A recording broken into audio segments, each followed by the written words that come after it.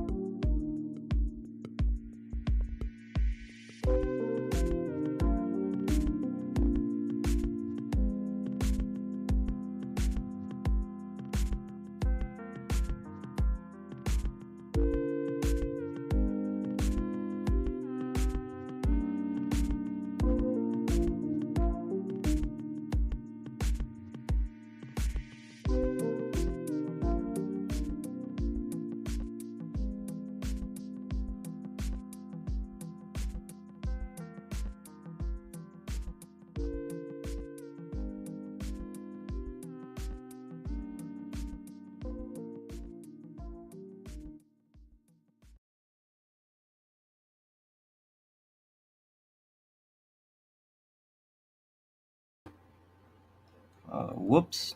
Sorry, everyone. Hello. Thanks for joining us. We were just about ready to go live, and Abby was about to share a video with you guys, and all of a sudden, she just dropped out literally 2 seconds, like 2 seconds ago. And now we don't have our opening video, which we meant to have for you. Sorry about that. So I guess I'll have to filibuster briefly. And I also briefly just had a phone call just seconds before. I'm trying to lower the volume to get started, and then my phone rings, and I thought maybe that's Abby. So I answered it, and I don't think it was. So I just felt like I kind of had to tell someone, I don't know who it was, saying I can't talk right now. I just had to hang up on somebody. So I apologize to whoever that was. And I hope that Abby will be joining us. But thank you for joining us, those of you who are here. Hello, Jacqueline. Always good to see you. Looks like Abby is popping back in just now. Let's see. Hello, Abby. Can you hear me? Are you there? Yeah, something went wrong with my computer and it kicked me out. So I'm back and I'm pulling up our beginning video. So if you're ready for that, we can do that now. Yeah. You sounds like it's a little bit difficult to hear you. I'm not sure. Is this better? There we go. Much better. Awesome. Okay, so I was having my computer threw me out, so I'm back, and I have the video set up as you can see. We could play it all the way through while we're waiting for people to come in, and then we could actually like go through it with a fine tooth comb after the fact. So you want to do that? It's like a 5-minute video. Yeah, sure. Let's go ahead and get it started now that we got our little starting jitters out of the way. Yes. And while that video is playing, I have to figure out what's going on with my camera. All right, so here we go.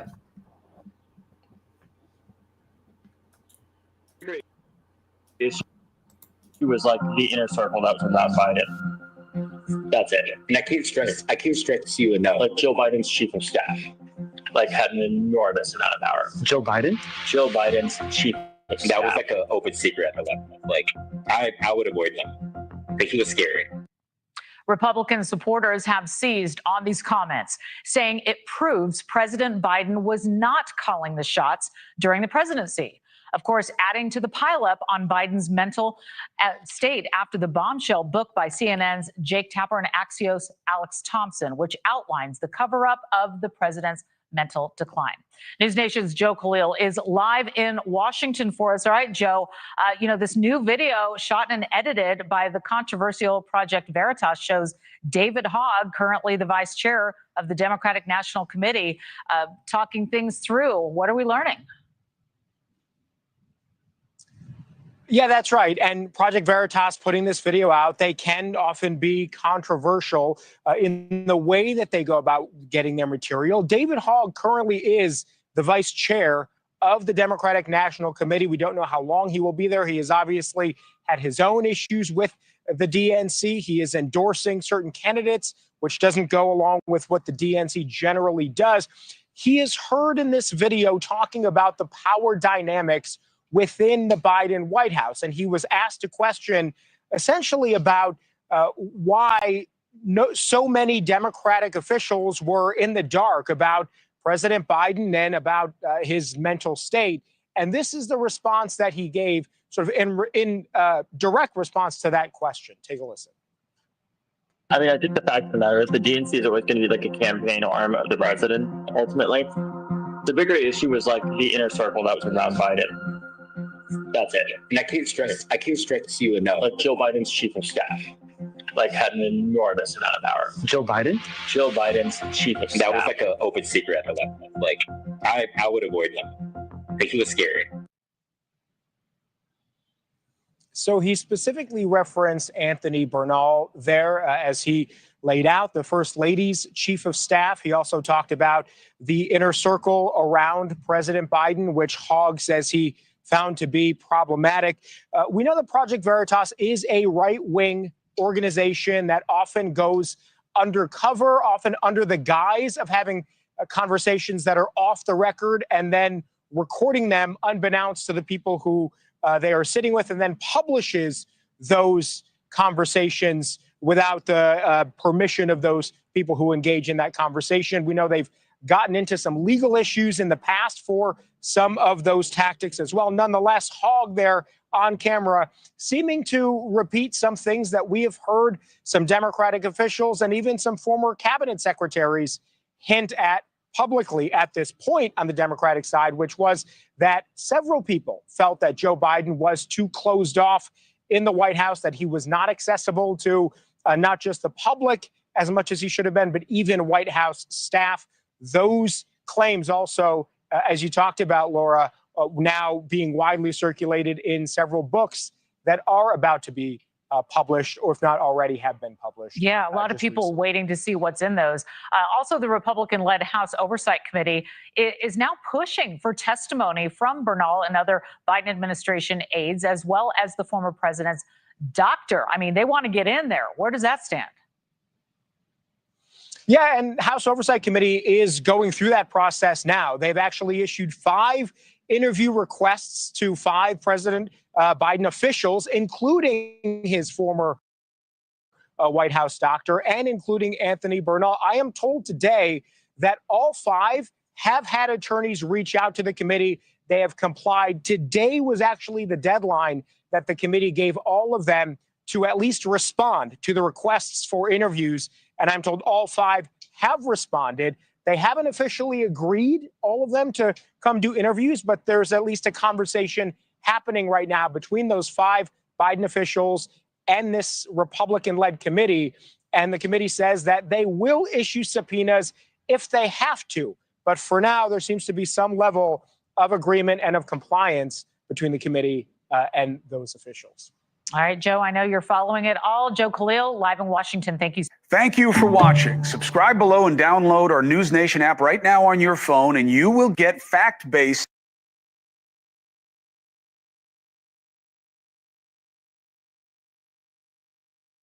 Pardon me, I had muted myself. Go away, Chris Chroma, you fool, was what I was saying. Yeah. So here's the thing. I think I need to leave the studio and come back to see if I can restart my webcam. No problem. I'll just give my reaction to the video in the meantime. Yep. Hi, Lance. Hi, Jacqueline, and everybody else in the house. Good to see you guys. Oh, Snorky, I hope that you are here because I got a question for you. He's my go-to tech person. So yeah. All right. Okay. Here I go. I'll be right back. Au revoir. I also am hoping that Snorky comes in and everyone else that we are used to seeing there. So there was a couple things that we could have talked about today. Actually, well, first I was going to talk about my reaction before I forget to that video right there. So I'm not terribly familiar with David Hogg and who's this? Anthony Bernal. That name was revealed in this leak. So I'm a little bit lacking on insight as far as what's the significance of this particular official being the one that was behind it. I am a little bit cynical and disappointed to see this kind of news popping up into the news cycle now of all times, because honestly, this is the kind of thing that the news story that should have been happening when Biden was still in office. And what they've done is they've delayed. It's like how often they won't report on something until it's safe for them to talk about, and then they've got their narrative about it well prepared, and now they can roll out this kind of a story. So it's kind of pitched as, it's a Project Veritas secret conversation that they didn't know that we're hearing. Like they didn't know they were being recorded. So we know that what we're hearing is something juicy. But to me, would have been juicy had it come out before the election was over. And so it seems like a limited hangout. I wish you would have talked about something else, because that was your first time hearing it, and I wanted to hear your first take, because I wanted you to hear the guy from Due Dissidence and Kurt, what their take is, and I wanted to see what yours was, but you already let some of the cat out of the bag, and I wasn't here to hear it. My bad. Well, the part that you weren't here to hear, I was just kind of explaining. I'm not really too familiar with David Hogg and this guy that was revealed, Anthony Bernal. I don't really know who those people are, so my take isn't really all that valuable, considering I don't know some parts of this story, some of the people involved. David Hogg was involved in a mass shooting at a school. Right. And he happened to be the son of a FBI agent, and then became like the face of in my mind, he's a little like a Greta. Like, where'd you come from? And how did you get all this notoriety? Like, Yeah. out of thin blue air type of person. So he's very young, and then became I forget what his official title is at the DNC, but they are trying to push him out, and that's all I want to say for now until we actually watch the other one, and then I want to give you my kind of opinion on it, and I wish Bad Cookies was here. Maybe he'll come on by I later wish on. Bad Cookies was here because he is. Because my opinion is very conspiracy theoristy. And it could be nothing and it could be everything. You never know. But let me see if I could find the latest and greatest on YouTube with this.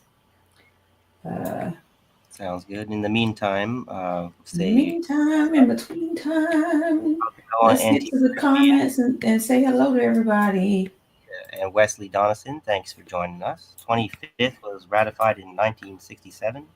Not sure. Oh, Jacqueline has two questions. The 25th Amendment is, like if the president, if something's wrong with the president, like he's like, woo, woo, woo, then you have the right to unseat him and put someone else in his place. That's the 25th Amendment, I believe. Right, Wesley?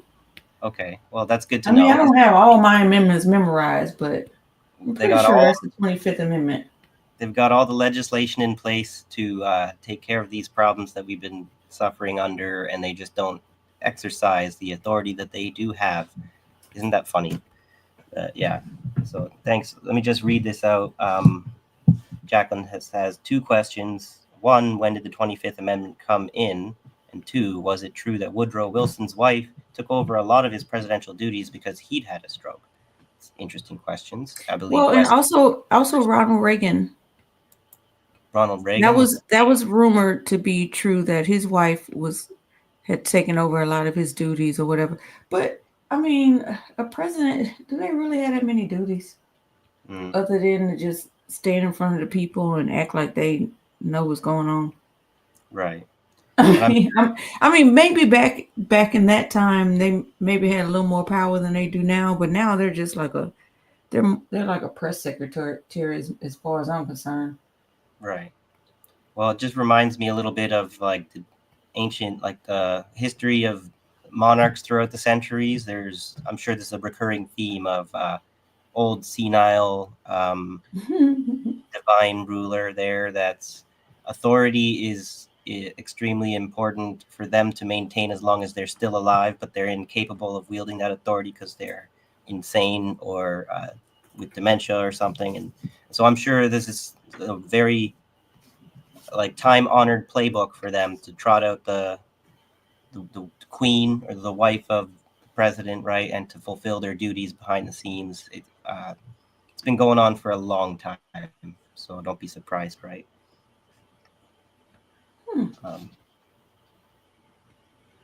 There's a bit of a difference though. In modern times, women are a bit more after feminism and stuff. There's a little bit more alleged like important role in society. So maybe back with the monarchs, the women were a little bit more marginalized from duties. So sorry. I actually find it quite interesting. Like I put in, these are the words that I put in YouTube. So we all know about the SEO tool, right? I forget what SEO means right off the top of my head. Something optimization. I don't know why I can't remember that off the top of my head, and I'm a techie person. But it's how like you use tags and people can find your videos based on words you put in the search. So I put in Jimmy Dore, David Hogg's Project Veritas, And when you know it's not coming up. Hmm. Yeah, Now it's that's funny. odd. The algorithm definitely seems to be they're trying to utilize it to give us the information that it wants to feed us, but then when we want to go report on something, what they've been trying to feed us isn't exactly what they want us to report on. I think sometimes they're a little bit worried about what our take is on what they've been feeding us, so they don't want us to broadcast what we think about what they like us to watch, because there is definitely a lot of manipulation I see from the algorithm like that. Like if I don't have everything bookmarked, I try and call it up on the spot on the fly. I can't find it because I'm not. You're only meant to see something at a certain time, and then the algorithm has something else planned for you next. So, Yeah, this is pretty odd because all of the SEO tags are there. It's like everything I was supposed to put in there is there. Lance is saying, was the term you're looking for called search engine optimization? That's it. Thank you. There you go. Search engine optimization. My brain is a little bit mush today. I had a great day today, by the way. I was with kids like 9 to 16, and we were teaching them the importance of leadership, what's being a bully versus a leader, self-care, and emotional intelligence. You know, those are the main points we try to hit at when we had like little activity events, and they had a good time. I was very happy. They seemed very happy, so that's what I spent most of my early morning doing, myself and Blacklight Cosmet. So, nice. Yeah, it was really good. I don't know if I forget now if I told the audience or not, but I've been served with an eviction notice. My landlords are looking to move their allegedly You did say that. move their parents in You did my say apartment.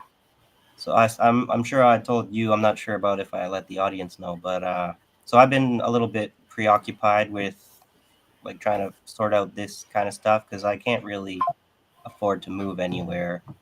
They've really put me in a terrible situation by being able to just arbitrarily kick me out like that. So I got my case already filed with the tenant board and everything. So but it's been distracting me from being able to put as much as I used to into preparing for the show and stuff. So I apologize for that, but it is the way it goes. I'm sure there's lots of people in a situation like this right now.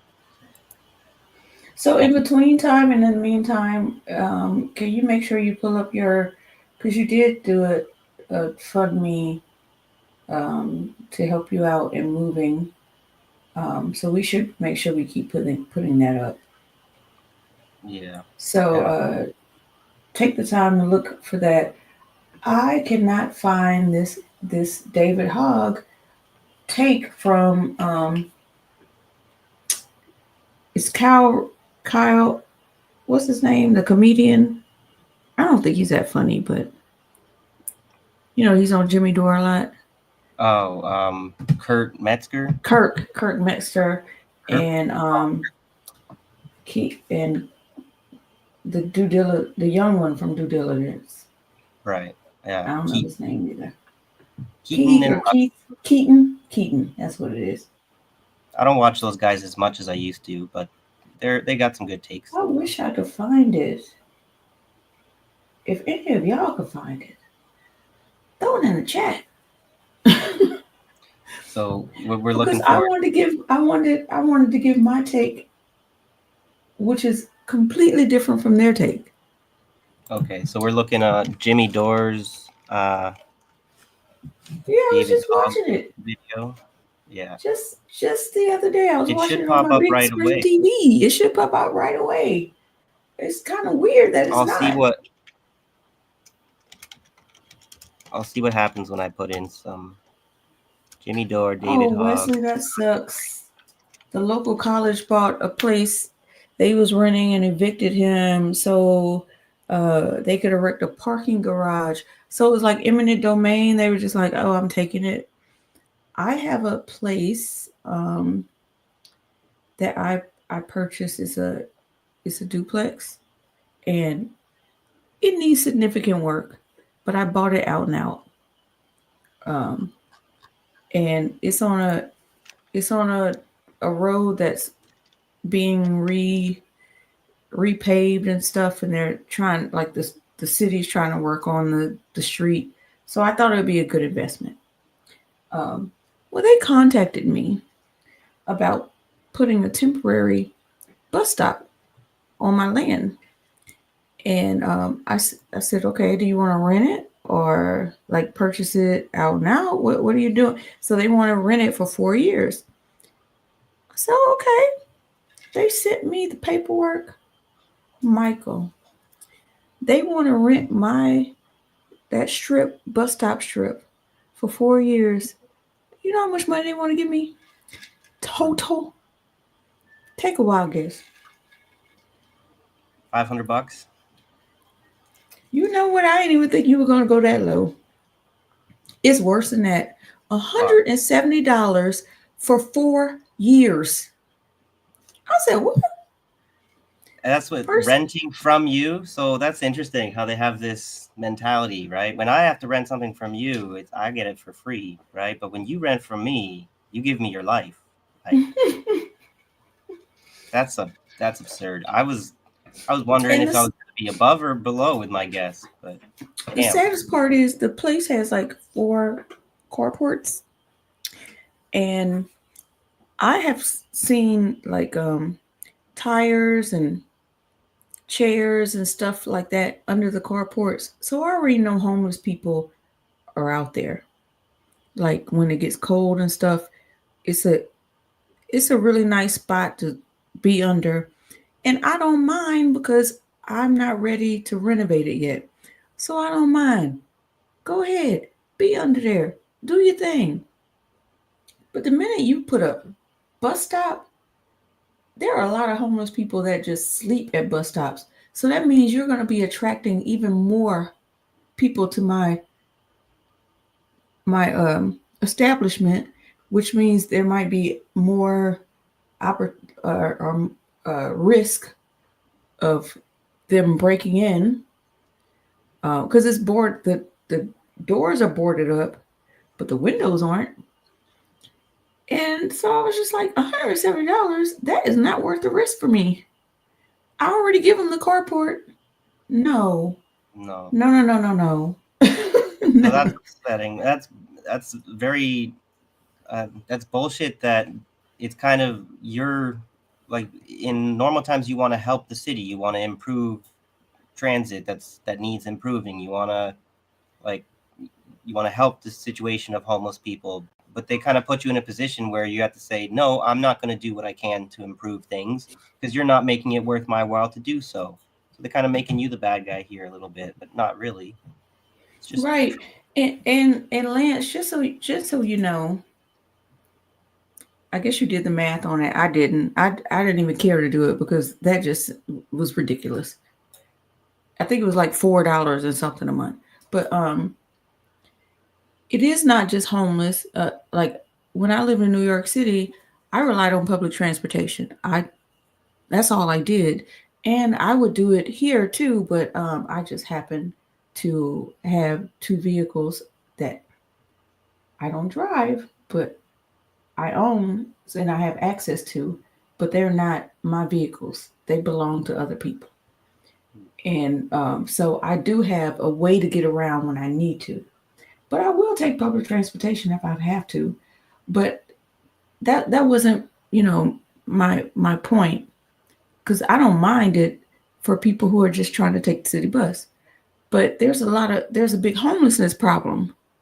And when you don't have anywhere to sleep, you find a bench. And a lot of times they'll find a bus stop. And, considering that my property is not lived in right now, it's kind of a threat for me. Unfortunately, I wish it wasn't. Yeah, well, I wish it wasn't. Private property sucks, but it's what we got right now, and so I know. You have your rights that you deserve to exercise and have protected, and like the homeless this problem's not something that you should be expecting solving, right? The city should be doing its part. Yeah. And if you want to, people want to be harsh on, oh, homeless people shouldn't be staying in those bus stops. You try being homeless in the cold or whatever a night. Exactly. Which is why I don't mind them being under my carport, because they're not a threat because I'm not using the property right now. That's just like a safe place for them to be under, out of the, the wind blowing on them and the rain. It's fine. It's 4 slots. Take them. I mean, you really can't do anything but dirty it up. I'm gonna have to clean it up anyway when it's time to renovate, so I don't really care. But Lance, just to answer your question, in 2023 to 2024, property taxes in the city that I live in, which is Baton Rouge, Louisiana, they doubled for everybody across the board. So yeah, out of nowhere, they didn't like what? Yeah, we got people get all up in arms. Axe the carbon tax. We just recently got rid of this carbon tax. It was super controversial, whatever. How about people get pissed off about the property taxes? Axe the property tax. How about that one? I'm down with that. I don't even mind property taxes if they were split equally among, because they say they use them for education. If they were split equally among all schools, then I wouldn't mind. Okay, but then we had the lottery, which they told us the lottery was supposed to be a way to make money for the education system. I don't even, where is that money going? Like, we don't even talk about that anymore. We're still like, I don't know, way down there in education in the state of Louisiana. So evidently that money is really not going towards education. That was just a ruse. So with that being said, yeah, I do want my property taxes back, because you're obviously not doing what you're supposed to be doing with them. And hey, my ginger Sean.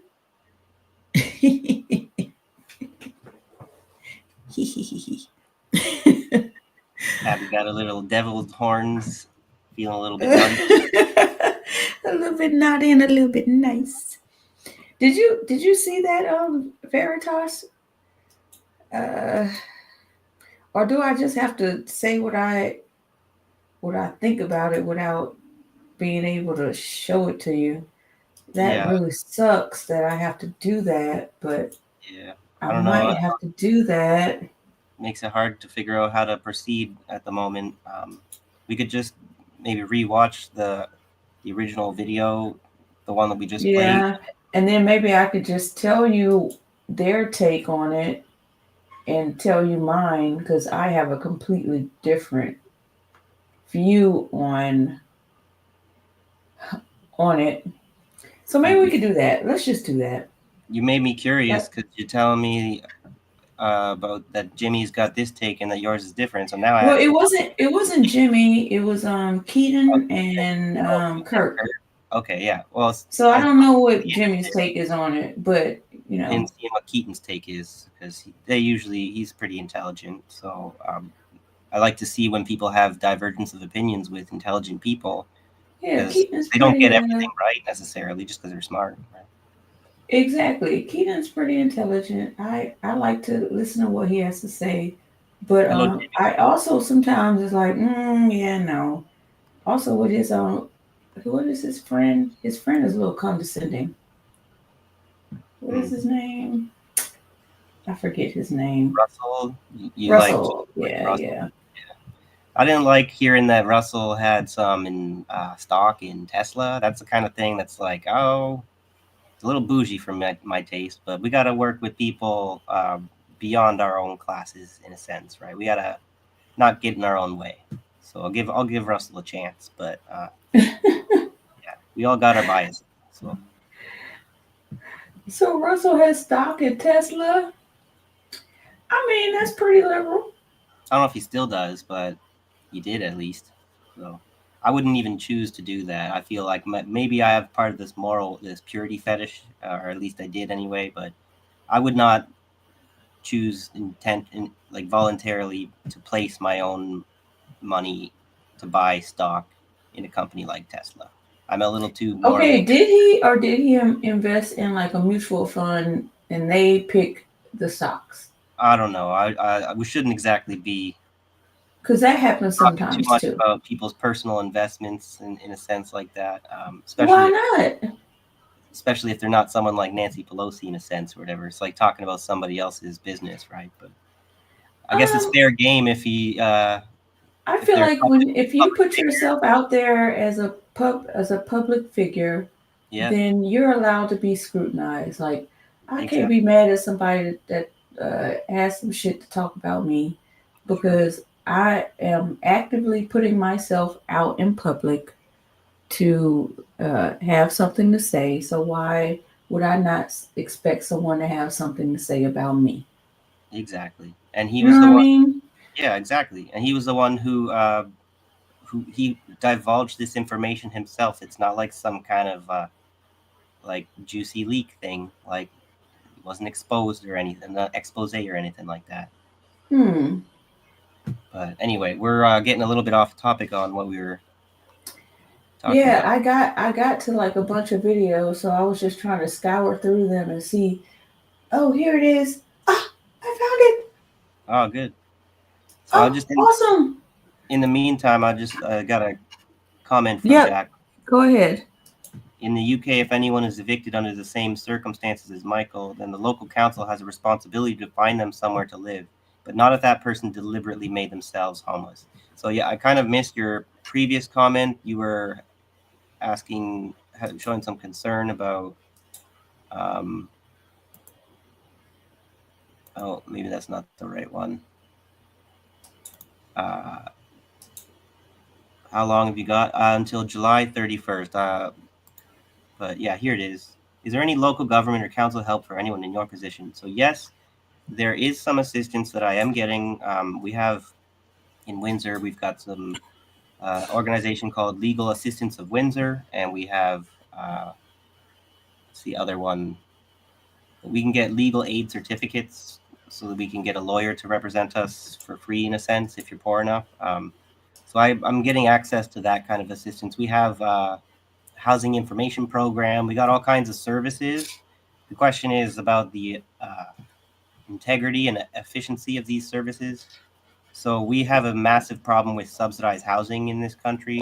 Where you get placed on a wait list for subsidized housing, and we're basically just on it indefinitely. It's getting longer, not shorter. So that happens.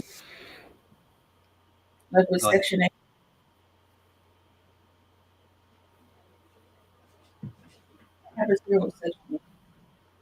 Yeah, I got the same thing in the U.S.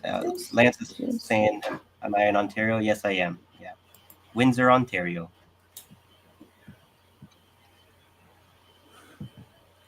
So, what I'm upset about though is I've been trying over the last couple of years to mobilize like a class action lawsuit campaign against these lawyers, and I found out recently that it's just not really going to be happening unless I can somehow pull a Hail Mary out of my ass or whatever, because there's no first of all, the legal assistance that we are getting for poor people does not cover class action lawsuits for whatever absurd reason, because who you think needs class actions more than the lowest class, right? So, but we're the ones who are not have access to that tool.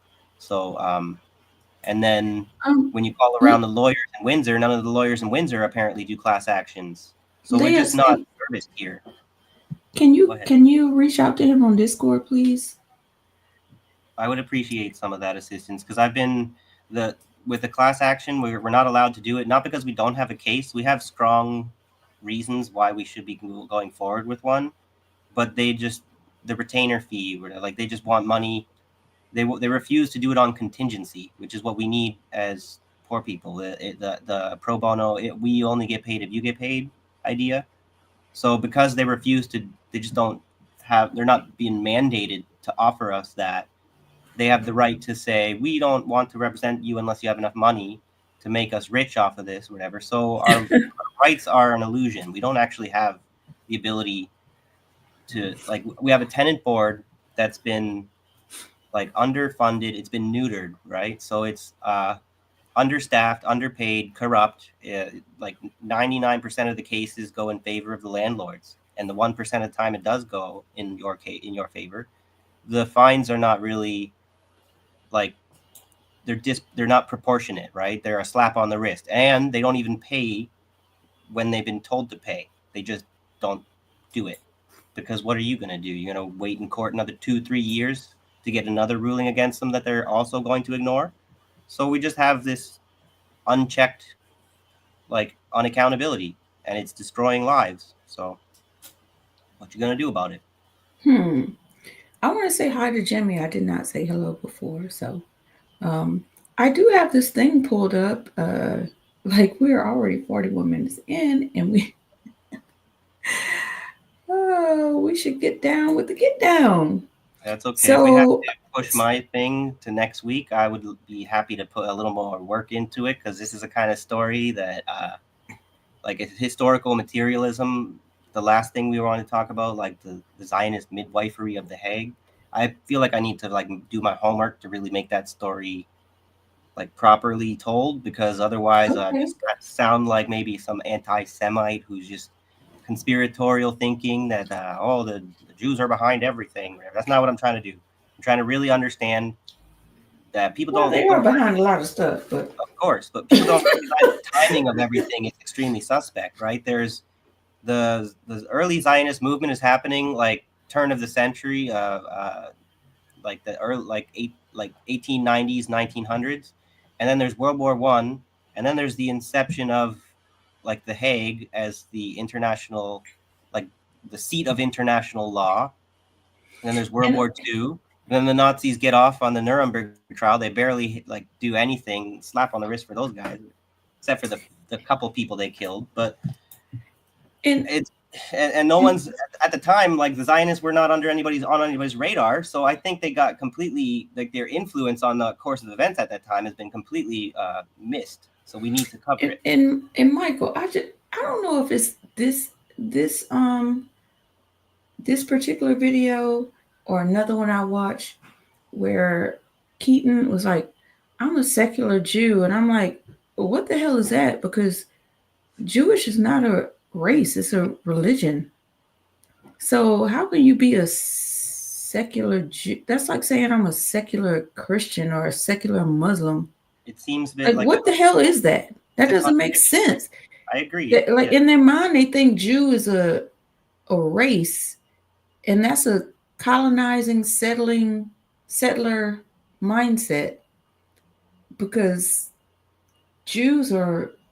there are plenty of dark-skinned Jews all through Africa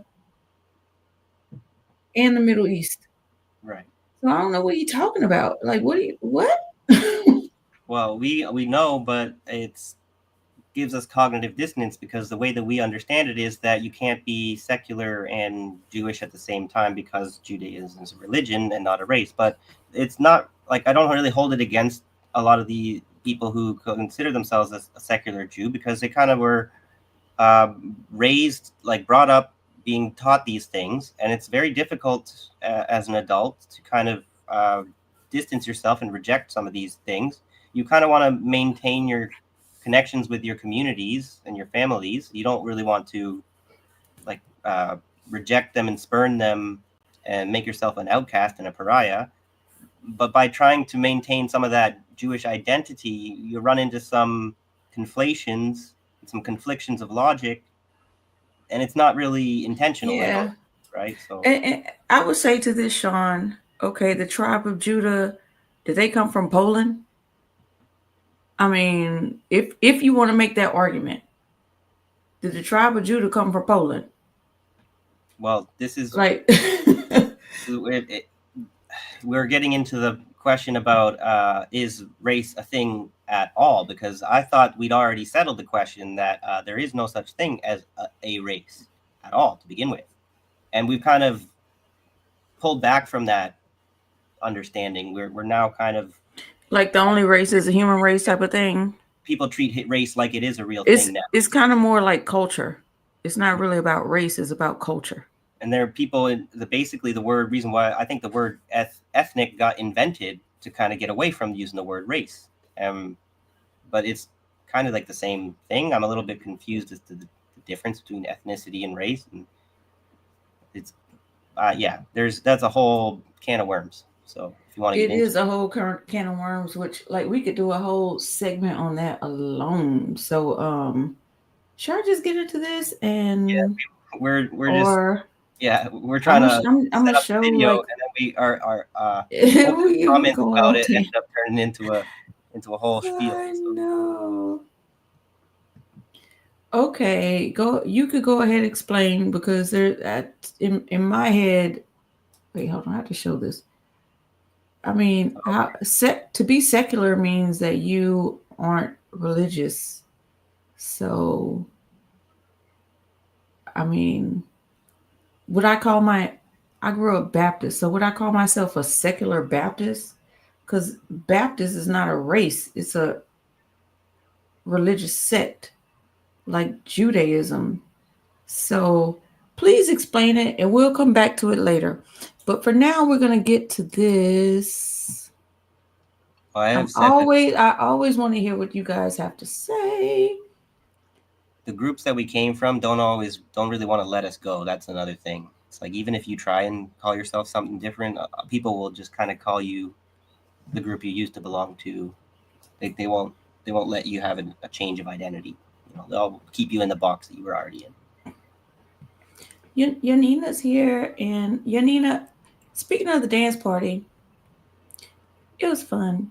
I think we're going to move it to Saturday, though, because here in Baton Rouge, we have something called Live After 5 in the summer, and it's like free music at the downtown park, and I kind of want to go. I kind of want to pack up some sandwiches and some fruit and just go relax myself. So I think Saturday, we're going to do dance parties on Saturday. But love to see you there. And I've fixed a lot of my technical problems for the dance party. The lighting and the mic and stuff. We tested it. So I think it's a go now. Right, Rondo. Muslim in a race. Christianity in a race, and neither is Jew. That's not a race. That's a colonizer thought of mine. But it's also interesting about how the way that language works. It's a little bit too complicated and fluid, and it's more of a soft science. And so when people are trying to be, it is this or it is that, and it can't be both. The language doesn't really work that way. I'm sorry, okay? There's the diachronic meaning and the synchronic meaning of words, and that's the original term maybe has value as it was, but it doesn't necessarily it's not acceptable always to use the old meaning of a term anymore, especially because modern people will not accept the old definition anymore. They only understand the way the word is used in the modern context. That's why it's very upsetting the way that the Zionists have mutilated the understanding of the word anti-Semitism, and it was intentional. They're trying to imprint in the minds of modern people a different meaning of the word anti-Semitism than the people who originally coined the term back in the day. So, yeah, sorry. You want to get to that video? Let's get to the video. Mastermind is here. Let's get to the get down. We are all over the place. I want to hear what I want you guys to hear what they have to say, and I want to know what you guys have to say about this, because I hope Bad Cookies comes. But we have other conspiracists in the house, which is Mastermind Hour, so maybe we can pick his brain a little bit too. So, Michael, if you have something to say about the video, just hold your hand up so I could pause it. Okay. Okay. Or, you could say something, but I might not hear you. But give me both cues. Yeah, give me both cues. Okay, thank you.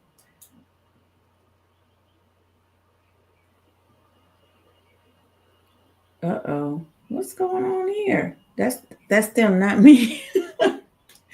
Let's see if I could. Here we go. Okay, let me go back. They're talking about insider trading. I don't know if we can hear it though.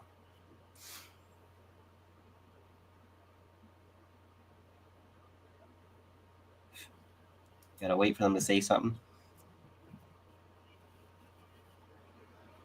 What is going on? Why is it? I don't know if we. I think the volume is not working on the video, because I can't hear anything. Can you?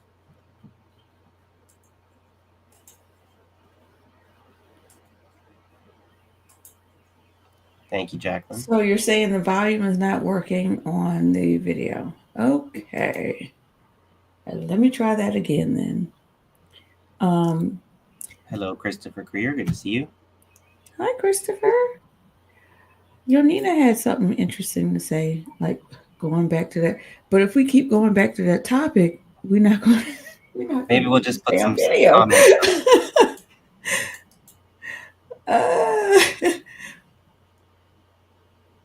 So this one though, I feel like I kind of got to say a bit.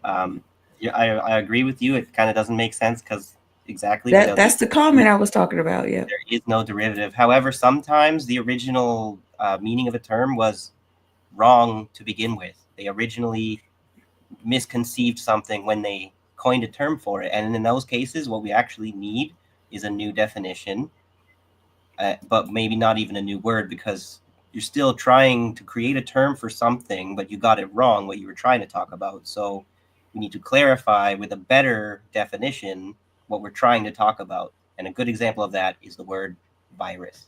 And I'm just going to leave it at that. So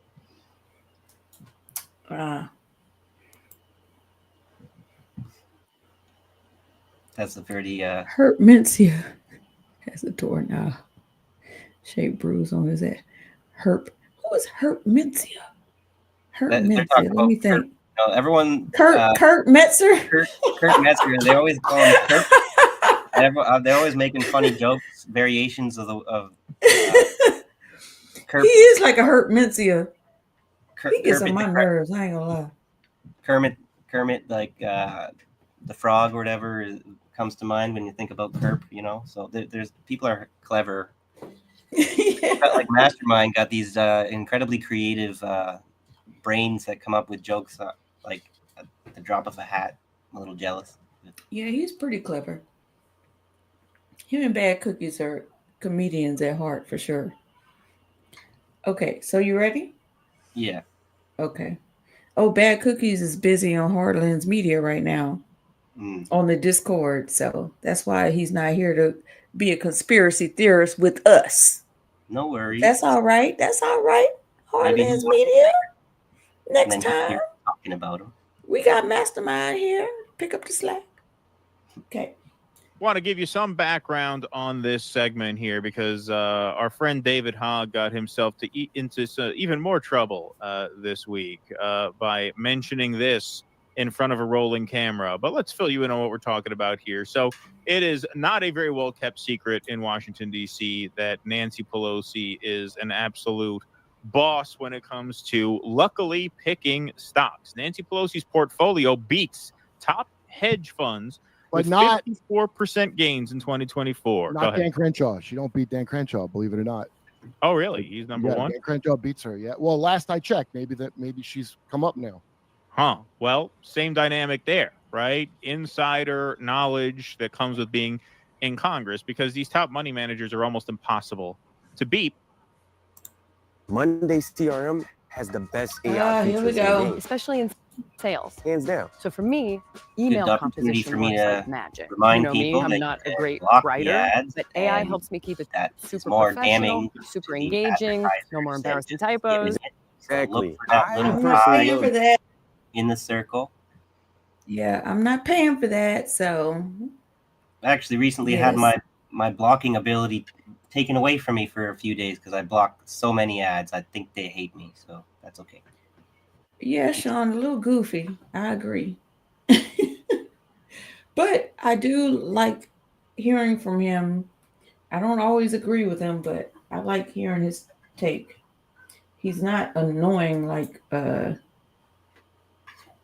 was this, herpes Mencia? So okay, here we go. To beat, but she beats them every year. So this was a report from January of 2025 saying, yep, in 2024, sure enough, she beat the top hedge funds in America with 54% gains. The Nancy Pelosi stock tracker account on X.com, formerly Twitter, recently posted that California representatives' investment portfolio returned 54% in 2024, beating the popular Inverse Kramer account's 43% gains to become the top portfolio on the autopilot investment app. The Inverse Kramer tells you to do the opposite of what CNBC's financial advisor Jim Cramer tells you to do. The team behind the Pelosi tracker created Autopilot. It helps investors mimic the trades of popular hedge fund managers and politicians. Pelosi's portfolio gains also beat top hedge funds, which spend vast amounts of money hiring top quantitative analysts and data scientists to build leading AI and machine learning models to maximize profits, but they can't do it as well as Nancy. So a couple weeks later, it came out Nancy Pelosi's husband sold a boatload of NVIDIA stock right before it was eviscerated by Chinese startup. She just flew to Taiwan, and when that happened, did she not? She had that weird trip to Taiwan, and China was like, "Don't come to Taiwan, Nancy Pelosi." I did not hear of that. Maybe I don't recall it, but yeah, I certainly believe it. Yeah. This was from July of 2022. Nancy Pelosi's husband buys over $1 million of computer chip stock weeks before vote on industry subsidies. In 2021, famous quote here. We play this a lot on our show. Nancy Pelosi was asked if Congress should be banned from trading stocks. Her response, no, this is a free market. That's right. Congress and their spouses be banned from trading individual stocks while serving in Congress? No, I don't know to this second one. We have a responsibility to report in the stock, on the stock, but I'm not familiar with that 5-month review, but if people aren't reporting, they should be. Yeah. Because this is a free market and people, we are a free market economy. They should be able to participate in that. They should be able to participate in that. Again, just totally lost on her is the idea that when you... So this is just proof that the Democrats and the Republicans are all the same. Yeah. Like... Well, that's kind of brain. I mean, she's really so... How dare she? She's so ignorant that to not recognize that she's not even talking about free market when you're talking about a government official having the right to insider. Right. That's not free market. That's everything but the free market. Sorry. Oh, I didn't mean to cut you off. Oh, I didn't mean to cut you off. It's just hilarious how unaware she is, or like. It's a very Republican comment to make. Yeah. It shows you how they're all the same. And Yonina, I love cats too. I love cats. I recently joined like a group on Facebook about how Black people love cats too. Because a lot of people think Black people don't love cats. But we're some cat lovers too. We're not just dog lovers. We love cats and horses. I can understand why you guys might not like dogs as much, right? But I wouldn't understand why people don't like cats. We just don't like German Shepherds. Mm. Those are the dogs that they sicked on us. Yeah. In the worst of times. So we're not too keen on them. Oh. But every other breed, I think we're pretty good with them. But Bella's anyway, German half is sorry for her transgressions of her ancestors. My dog Bella's a German pit bull mix, so. Oh yeah, she's very cute, Bella. You know what, Bad Cookies? I don't even think she owned a cat, so I'm just gonna let that be. I might want to pet On her, that, we can agree. cat, let her purr too. But we just gonna let that be. Okay. I see.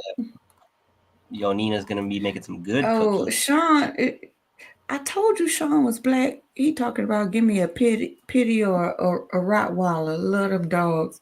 Now, if that ain't a black, that's black. If I cook out, get your invite. You invited. Get your invite. I don't know why black people love pit bulls and Rottweilers. Black men, not everybody else, but well, apparently that's neither here nor there. I don't know why. Pit bulls were bred to be like nanny dogs, so they're meant to babysit babies. So who wouldn't love a dog that's so lovable like that? I suppose. Anyway, let's get back to this lady. Right here. Okay, here we go. I love insects too, Yanina. My mom was a electron microscopist. You serve in government, you're supposed to be love a insects. public servant, right? You're supposed to forego participation in the free market of that kind. She probably works for the CIA that probably controls the stock market. Did you see what I sent you? The Mad Money of Nancy Pelosi? Oh, no, I didn't. Did you? Yeah, did this you guy's it. Yeah. Oh. It's a 1 minute thing of Nancy Pelosi. I wish I had that. Maybe we'll get into that. Batshit money. I sent it to you. Put it up. On Monday. People aren't reporting. They should be. Yeah. Because this is a free market and people, we are a free market economy. Free market economy. We got the right to participate. Well, David Hogg, who is in hot water, they're going to vote on whether or not to remove him in June. He was recently the victim of a Project Veritas sting operation. Here he is explaining to the camera person unwittingly that, of course, the Pelosi stock profiteering stinks to high heaven. You think it's ironic that to the regular Democratic Party, he was beginning to sound more and more like a school shooter? She's actually very good at her job. I don't agree with the stock. He's becoming the lonely, young, single man. Nobody likes him. Likes him. Yeah. You got to burn it down. Yeah. Have a That's true. Yeah. He's like Joaquin Phoenix now all of a sudden, and that's him to the Democratic Party now. Yeah, exactly. That's funny. I would say Pelosi's actually very good at her job. I don't agree with the stock trading stuff. I mean, she gets better returns than almost every hedge fund in this city every year. Some of these members of Congress make trades that are like way too well timed to not have like insider knowledge. They happen to be some of the best financial analysts in human history. Have you spoken against that?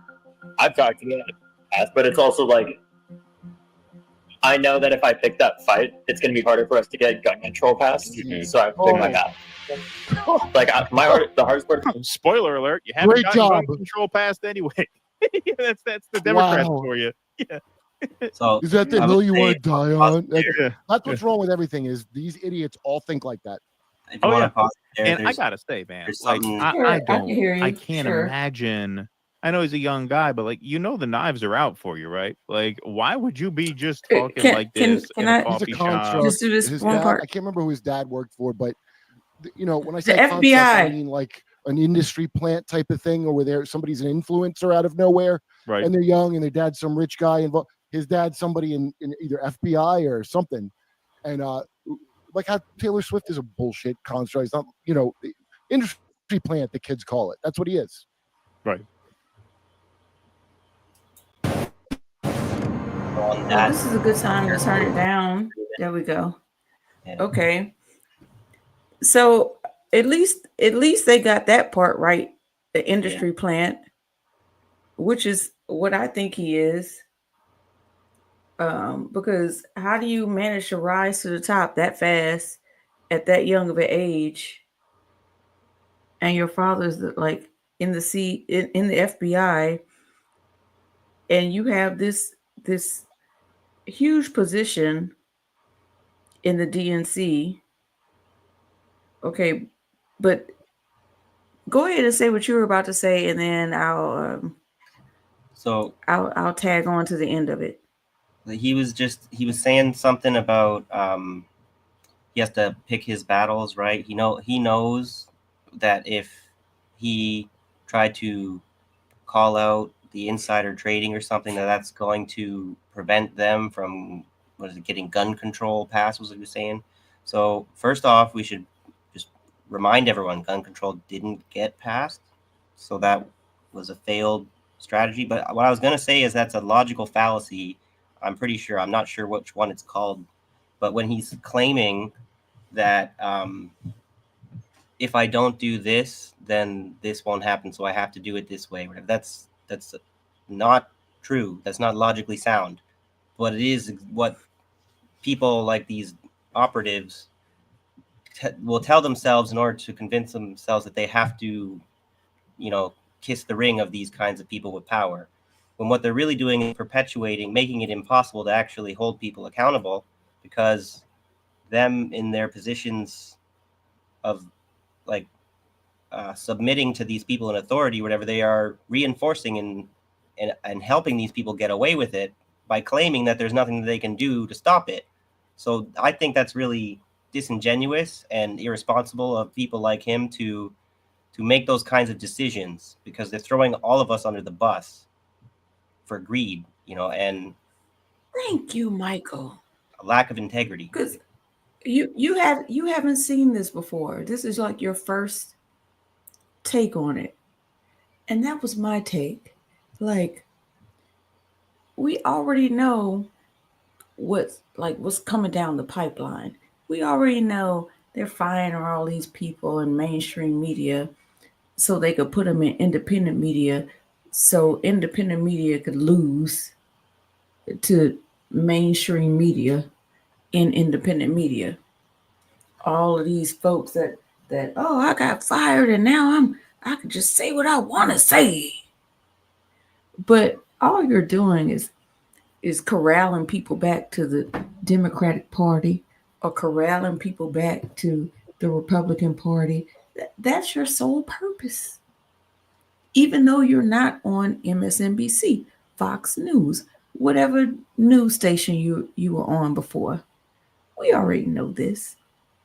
It's the same with him. Like, if they paint him out to be, he got kicked out, so he's on his own. That's my take. He's on his own. And what is he going to do? Corral people right back to the Democratic Party. That's all we got. That's our only shot. Yep. I mean, technically, he's got the same amount of free will as the rest of us. So on some level, he could choose at some point in the future to prove you wrong. But I think you got this guy nailed. There, I would bet on your take there that he's never going to change. I'd bet money on it. I mean, what is Bernie Sanders doing right now?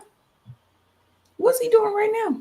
Yeah. He had an entire revolution, and he dropped the ball and just tried to corral people back to the Democratic Party. And now what is he doing? Propping up AOC. For what? For that to make us think that she is for us?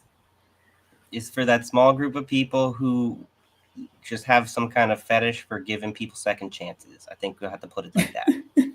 Because really it's a fault. It's not like it's not the best part of your personality that you'll forgive anyone for doing anything, because now that means that you're completely vulnerable to being exploited by this person that's gaslighting you, but you want to say, oh, look, I know they did that before, but let's give them another chance.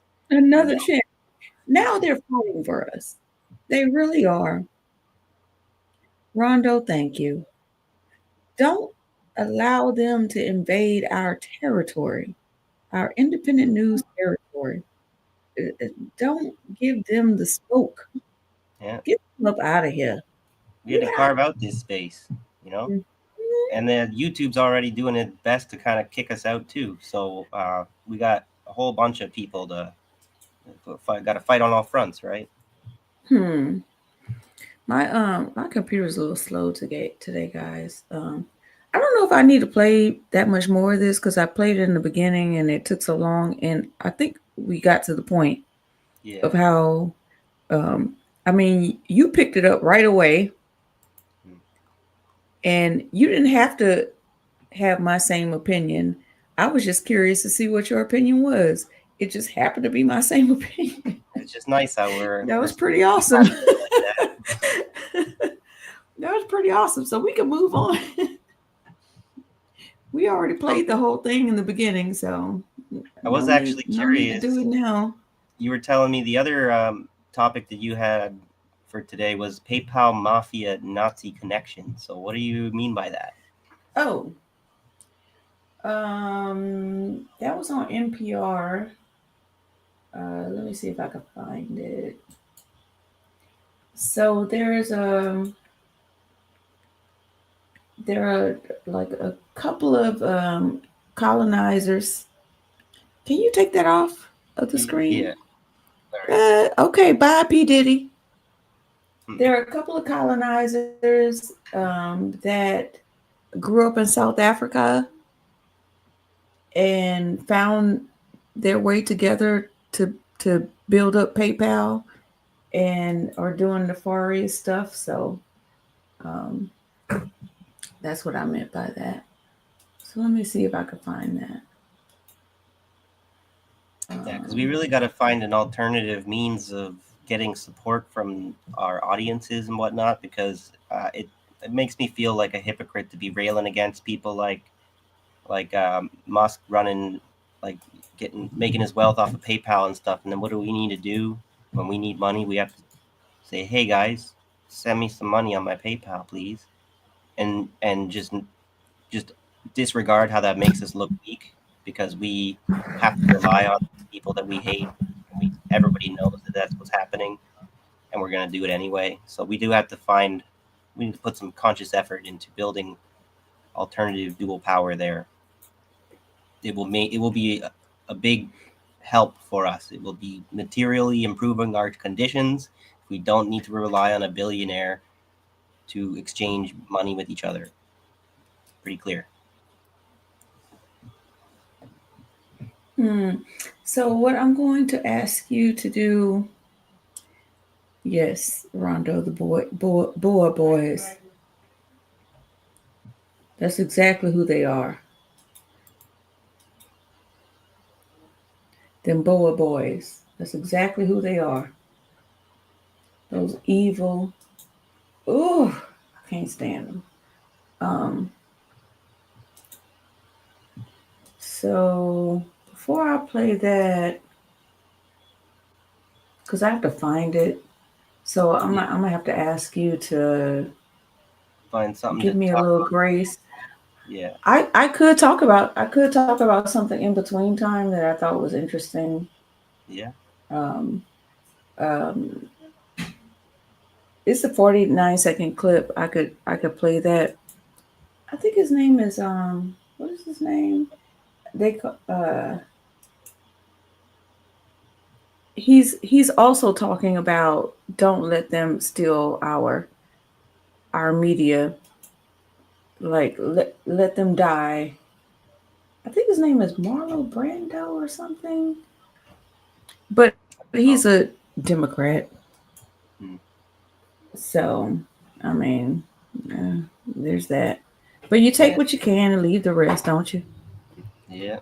Even if there's only a crumb that you can take, you gotta leave all of Michael, I agree with you that we need to find another way to exchange money. Black Life said, hi, Michael, and she agrees with you. We have to find another way to exchange money. Yeah, thank you.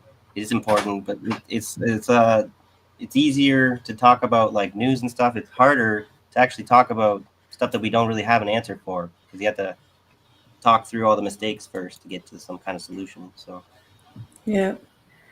So I'm gonna start this, and while I'm playing this, I'm gonna look for the other clip about the PayPal Mafia. Sounds good.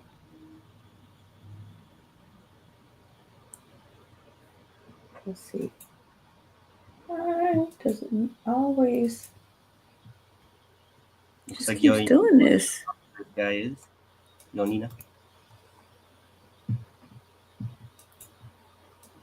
I think I need to like do something with my computer. International media and There we go. watchdogs. Stop hoping U.S. cable news. Okay, here we go. Leverage international media and watchdogs. Stop hoping U.S. cable news will wake up. They're too busy playing both sides of fascism. Feed the real stories to BBC, Al Jazeera, The Guardian, Der Spiegel. Hell, leak them to anonymous buffering. Drop boxes if you have to. Make what's happening in Is it lagging? America a global scandal. Hard to hear what he's stop saying. relying on It's not like so I can't do. I can't really do anything until it's done. Start leveraging If I keep messing with stuff, it's gonna use Blue do Sky. that. That's where the resistance is migrating. Use So I'm gonna start it over so you can hear it. That's where censorship hasn't I'm gonna caught up. start it over so you If the can hear it, and mainstream I'm won't not gonna carry do the other stuff. Five. There we What's go. up, Leverage BYE? international media and watchdogs. Stop hoping U.S. cable news will wake up. They're too busy playing both sides of fascism. Feed the real stories to BBC, Al Jazeera, The Guardian, Der Spiegel. Hell, leak them to anonymous drop boxes if you have to. Make what's happening in America a global scandal. And stop relying on platforms that are actively suppressing truth. Start leveraging Substack. Use Blue Sky. That's where the resistance is migrating. That's where censorship hasn't caught up. If the mainstream won't carry the truth, outflank them. Get creative. Go underground. Go global. If our democracy is being dismantled in broad daylight, make sure the whole world sees it, and make sure we'll still be able to say it. Okay.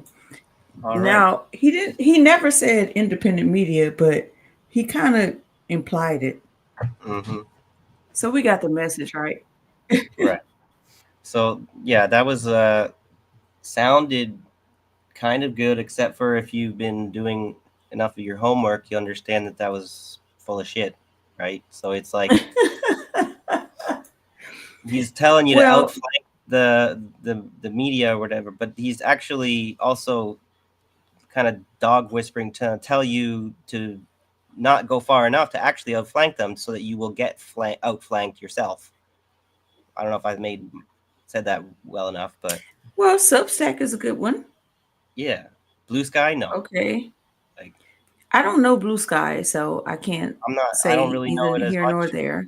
But I'm not on it, right? But I have kind of heard. Pretty sure that it's like a Democratic Party version of Twitter.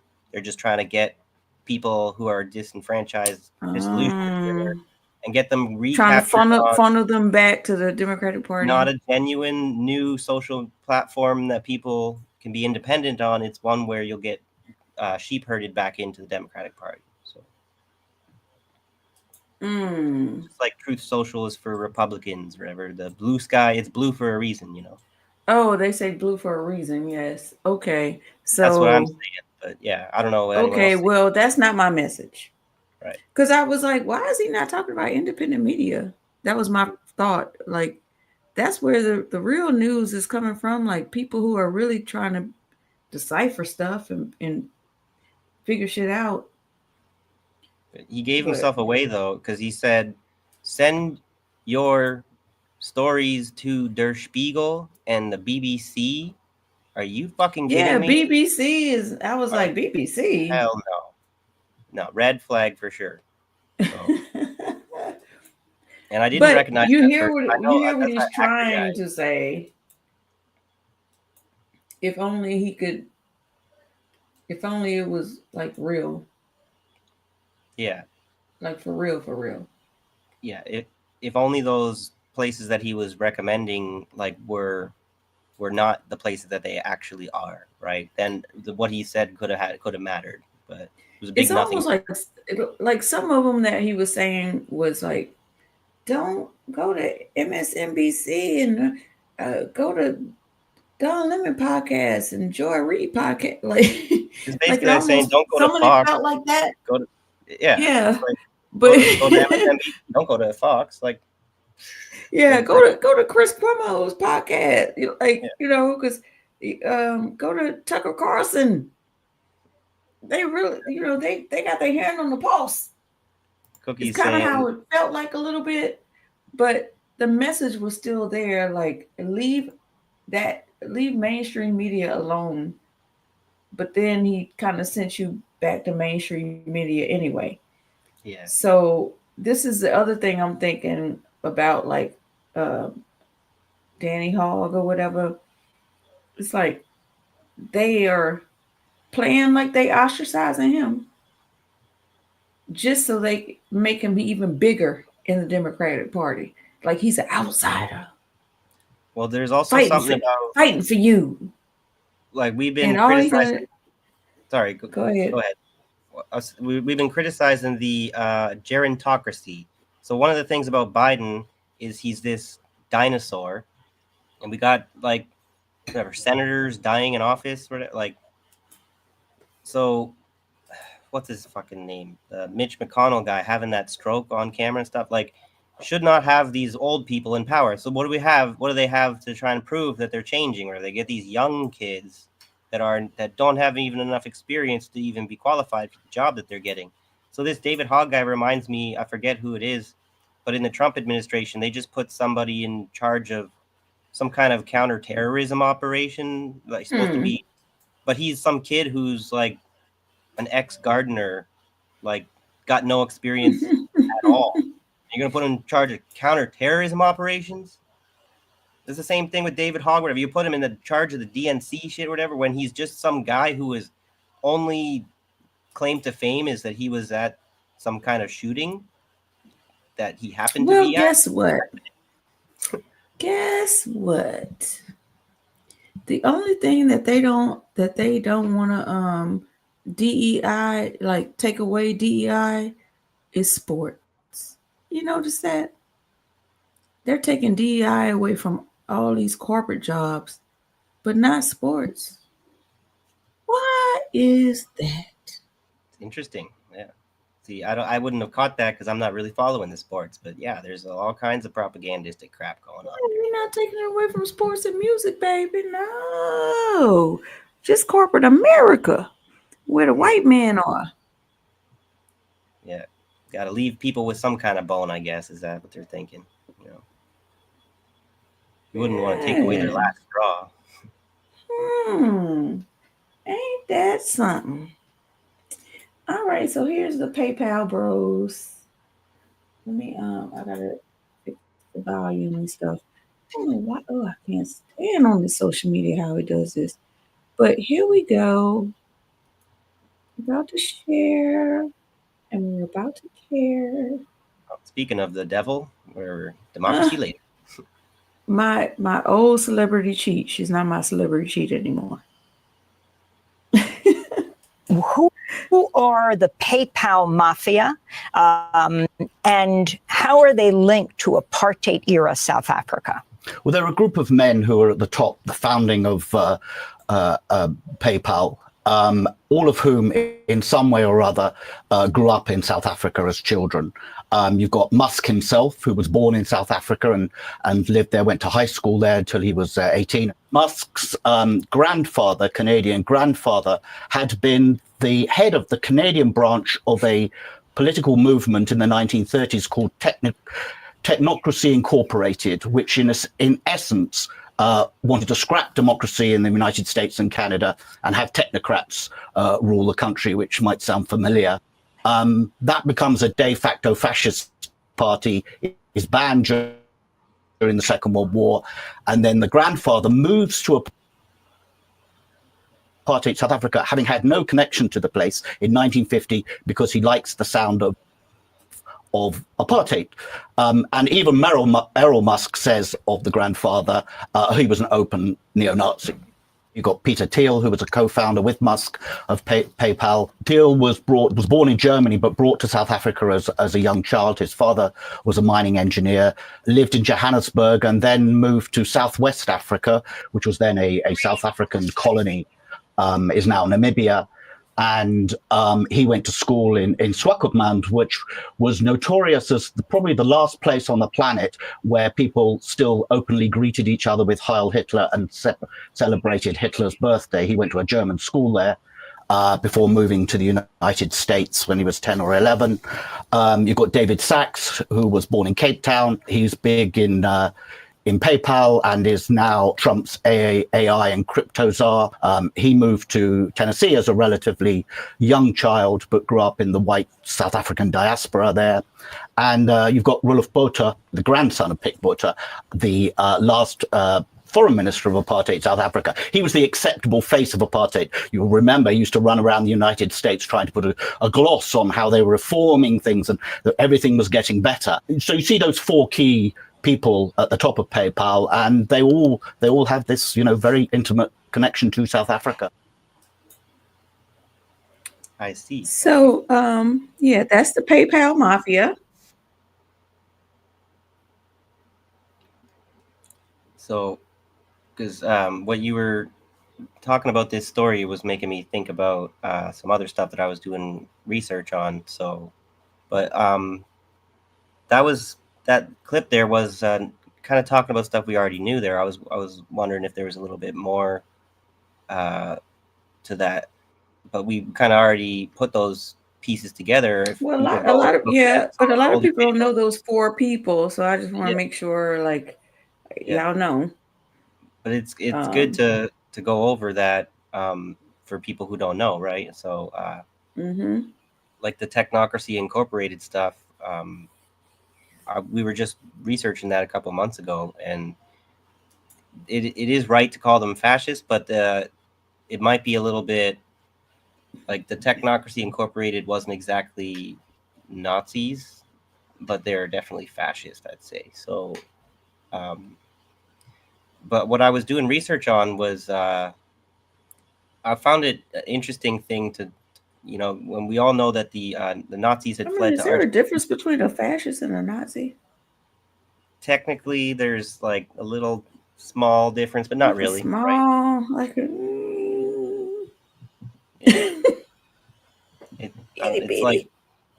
It's like two different kinds of sparrows, right? They're both sparrows, but maybe they're a different breed, right? But yeah, it's not really that much of a difference. Yeah. Just like the difference is there a big difference between a Zionist and a Nazi? We're seeing not much daylight between them nowadays. No, not much. If you want to be, this is why we were talking about the diachronic and synchronic meaning of words. Like this is what it's kind of like what we're talking about right here. It's like technically, if you want to get really technical about it, there are separate definitions to these. But if you want to be a little less technical, a little bit more subjective, I guess, they're basically the same. So being such a nitpicker is a little bit ridiculous. Yeah, we could do away with that. Yeah, Antediluvian's got the best way to put it is all Nazis are fascists, not all fascists are Nazis. So it's a subcategory. But whatever will be, will be. Yeah, good to see you, John H. Thanks for popping in. Hi, John H. It's good to see you too. I thought KYE's comment was funny. Hi, Kill Your Egregores. Yeah. We need to send Blade to Teal's Ambrosia Company and save the kids being drained for old folks' blood transfusions. As much as that's said in jest, unfortunately, we're headed there. It's not really said in jest. I was just reading an article about this woman who sold her daughter for her eyes and skin. Her daughter was 5 years old. Damn. And she sold her for her eyes and skin. So that's not really in jest. This stuff happens. To get like surgery for her own eyes and skin, or for like selling her No, daughter, for selling her somebody daughter's else. skin and eyes for Probably for some. some. That's so Yeah, fucked. Yeah, that's yeah, even worse. But yeah, yeah. Her uh, daughter disappeared, and the more they looked into it and investigated, they found out that her daughter was sold yeah. for for And that this is where purpose. So we do have to reiterate how capitalism is a big driver of people making that type of decision. It's not just moral failing of the individual. As much as there is some of that element to people making those decisions, there is a conscious decision to be a totally depraved piece of shit to do something like that. I would say we can't just completely forgive people's individual free will choice involved in those kinds of choices, but we are doing a disservice to everyone to pretend like that is the only explanation for why people do that kind of stuff, you know. Mm-hmm. I can't remember how much. I mean, you could Google it. Like just go into Google and look. It's a recent story. She had the most beautiful little eyes. She was so cute. Hi again, everyone. Took over 5 minutes to access my bank account because it's payday. Hey, it's payday. Girl, you got paid. Just got paid. Easy Friday come, easy go, though, night. because she's broke again. Me too. That's how it You is know for that me, right? song, girl. Just got paid. Friday night. If you don't know that song, party's jumping. Feel alright. Look it up. That's all right that you broke again, girl. Look. It 2 is and more it is. weeks. You're gonna be straight. Yeah. You're gonna be straight again. I mean, it's It's not all all right right. that you aren't getting enough. I I assume know you're that's not all retired, right. right? So you should have been provided enough throughout your life that your retirement is as it should be. But it is what Yeah, it is. that part is not all right. But what did we say about we're not gonna be down? We're gonna be happy about whatever we got, because if we let them send us into depression, then it's over with. Oh yeah. So that's what we're not gonna do. Yeah, I'm 100% Okay. with you on that. Yeah. Oh, there is good news. It's good news. Yay! That's good for you. That's wonderful. That's Good for you wonderful. and good of you. Exactly. Because you see what that is? Mutual aid. Yep. What goes around comes around. Yeah. Each one teach one. Mm-hmm. It's But not gonna you gotta be careful panacea. with you gotta be careful because some people will swindle you. Oh yeah.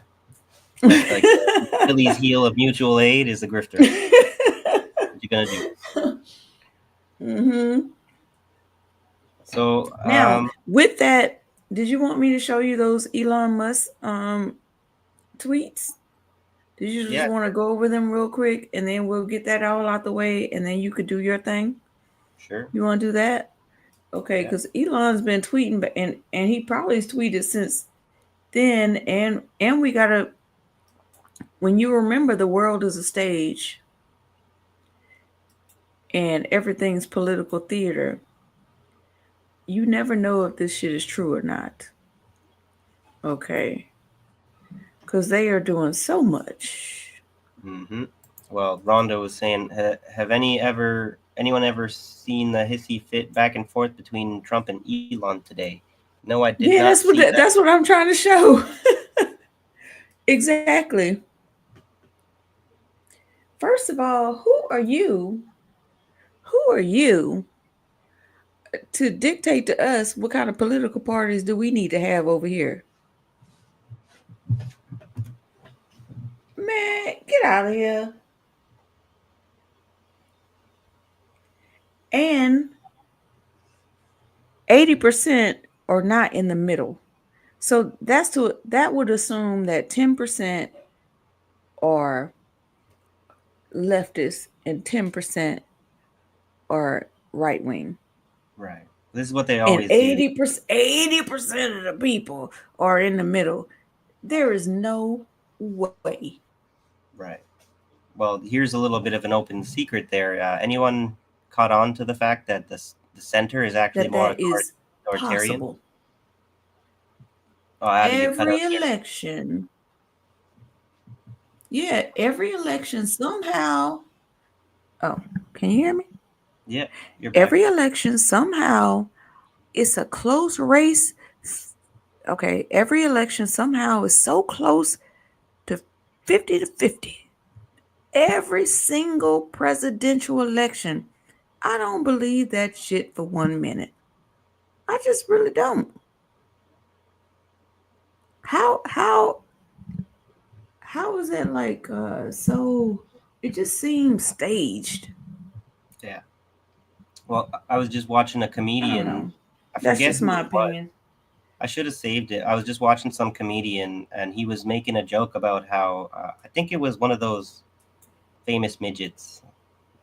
Think of like your most famous midget that comes to mind. Not Peter Dinklage, but the other one. So he's a comedian. So maybe look him up. You'll figure out who he is. But anyway, he was talking about being a centrist is like how that's like the most rational position, and like he's not such a lunatic as to be on like the far left, and he's not such an idiot to be on the far right. And the way that the center loves to project us as like we're the only adult in the room, right? Like the center as the only adult in the room. It's very malicious and damaging to society in general because they're actually not nearly as well informed and honorable as they think they are in the center. You know, they think at least we're not those lunatics over there, but it's this you can't be neutral on a moving train thing. So what they are is a bunch of right wingers who think that they're in the center because they don't understand what the left actually is and what the right actually is. So they drag society and the Overton window to the right in the name of impartiality of the center or whatever. And then they end up being like dictating to everybody what is and is not okay because they are the center and they were the ones to decide what's acceptable. So fuck the center. If there's so many center people, why are both sides only showing the most leftist or rightist amongst us? If there's so many center people, where are they? Yeah. Here's the next one. Time to drop the really big bomb. Oh, go ahead. Where they are? They're disengaged from politics. They're the ones who I don't know, don't care. That's what makes me better than you because you waste your time with this dumb shit like an idiot. Well, aren't those the one that don't vote at all? Exactly, but so does that make you on the center? So you're not even on the political spectrum, right? So that still negates this 80% theory, right? Exactly. Yeah. Okay, here's the next one. Time to drop the really big bomb. Donald Trump is in the Epstein files. That is the real reason they have not been made public. Have a nice day, DJT. Is this a distraction? I think this is a distraction. That's really do. Definitely a distraction. I don't believe this shit for 1 minute. Because all these people care about is money. It's like a guy with a micro dick saying, "Watch my dick's so big it's gonna hit the floor when I let it out," right? But it's like dropping a rock down an abyss. It's never gonna hit the bottom, right? So it's the world is a stage. Political theater is a real thing. I don't believe this for 1 minute, not 1 second. I think this is the same as what's his name? The David Hogg dude leaving the DNC, Don Lemon, all of them, Joy Reid, I can't remember the Hassad, not Hassad. why did I just say Assad? It was like the 3 Muslim dudes at MSNBC that left. They all got their own podcast. I believe they did that for a reason, so they could seem like they are the resistance. So this is just him being the resistance because these people love Elon Musk. Well, it's just like Piers Morgan recently has made this massive pivot to be against him too. All this Zionist bullshit that he was supporting for years and years, and he's thinking he's gonna buy his way a staircase to heaven or whatever. There's no fucking way that this is a genuine shift or whatever. Like he's just decided, like he's seen enough, and now he's actually his stupid brain, whatever, has been able to think about it long enough that he's actually been able to come up with the right answer. No, especially no, okay? when it's the classic, whatever. Like you're saying, like we have to get our people saying the message that the radicals want to hear, so that we can control the group of radicals, whatever. If we let the radicals have their spokespersons saying all these things, we're going to lose control of the narrative. So it's narrative control. What Piers is doing, as much as we should be saying at least saying the right thing now, and we should be giving people a chance to show that we are actually believe in redemption. You would give someone like Piers a chance, but that's them knowing that we have that vulnerable, that weak spot, that we want to give people a second chance or whatever. They're exploiting that. They're not, they're not helping us. Yeah, no, don't be sorry. This is good information. Like that's what it feels like. It feels like they're trying to play us. Okay, Piers Morgan, you still get paid by Rupert Murdoch, don't you? So Rupert Murdoch has changed his mind and still cutting checks for you? Is that what's happening? Yeah, Can't I thought he be. would have gotten fired if he spoke Tucker out Carlson. Yeah. Like that's why I don't trust Jimmy Dore like I used to. Like the way he, I don't know, that the thing that he does with Tucker Carlson and Elon Musk. What's going on with you, bro? Like you fantasizing after them. Something ain't right. Yeah. I'm not feeling that. So I have a video. Oh wait, is this a? Oh, we cannot do this. This is 42 minutes. I'm just gonna play a little bit of it, and we'll stop it because this is 42 minutes. Thank you, Bad Cookies, Abby. We were discussing this it on Discord, and you know what? I'm not on Discord that much because it's a new platform, and I'm almost 50. It takes me a while to get used to something new. It takes me a minute. I'm still on Facebook. I don't really do Instagram. I don't do Snapchat. I don't do the TikTok. I still remember just Facebook, so that's what I do. This all seems like a play to save face. Yes, both Elon and Trump can benefit from this mock conflict. Exactly. I don't trust them as far as I could throw them. Nice. Just don't. I just don't. So, and of course, like, you see 96.5 million views. The only way that he can do that is because it's his platform. So try that anywhere else. You're going to see the actual interest in this kind of conversation. So. Okay, I'm going to play just the beginning of this, and then we'll get something out of it, I hope. Okay. I didn't realize it was 42 minutes long. Sorry about that. That's okay. Let's see. Oh, yeah, it should go. The more you know, eh? The more you know. Former Al-Qaeda member and now head of state of Syria, Ahmed al-Sharaa, is under fire after an interview with a... Oh, wait. I'm sorry. That is not relevant to what we're talking about.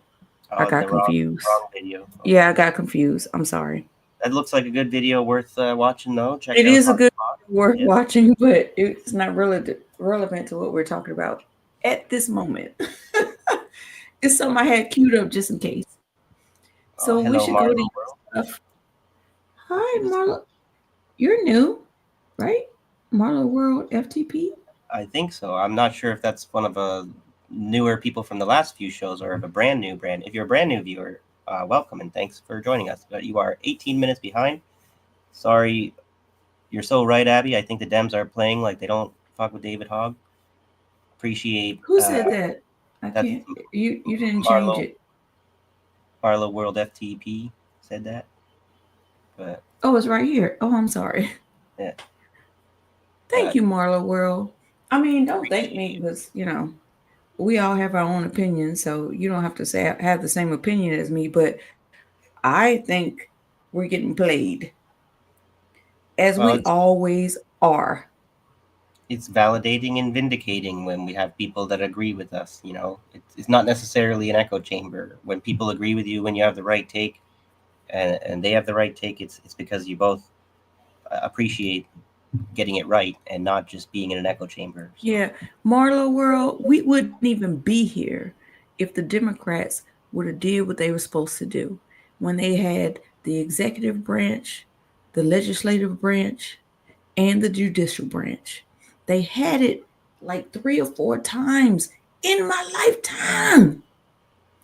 They could have did so much. They could have passed so much. They pussyfooted around and waited until the 2 years when the votes happened. And then they started talking about Medicare for all, like they want to fight. They got fight in them now because they know they ain't had the votes. But when you had the votes, you didn't do a damn thing.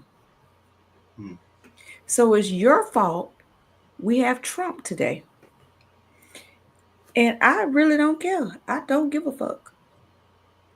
Let the chips fall where they may because you wanted them to fall this way. So let's see what happens. Yeah, there's definitely never let the Dems try and play you into thinking that it's our fault that Trump got elected. It's definitely their fault, and let's not get that twisted. So I see Lance Ripp is saying he disagrees. I'm not sure what about, considering we just said a bunch of stuff. So yeah, tell us what you disagree about. It's cool. I mean, we're not always going to be in agreement about everything, but we are in alignment. But it's even though we might be in disagreement of how we get there, we are in alignment, and that's all that matters.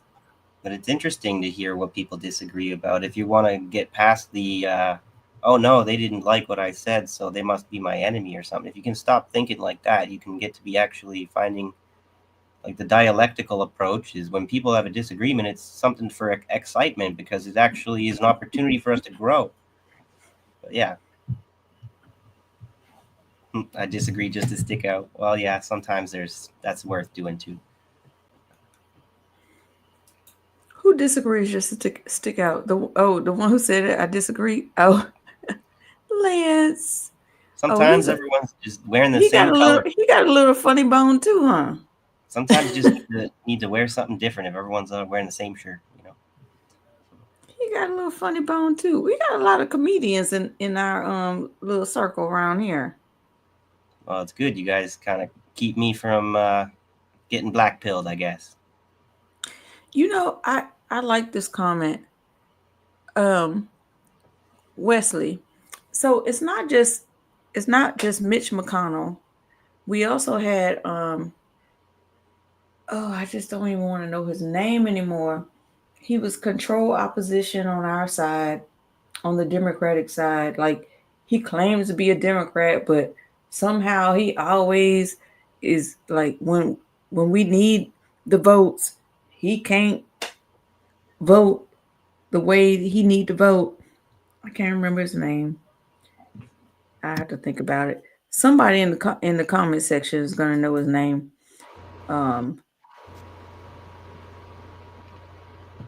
Say you know that white man, but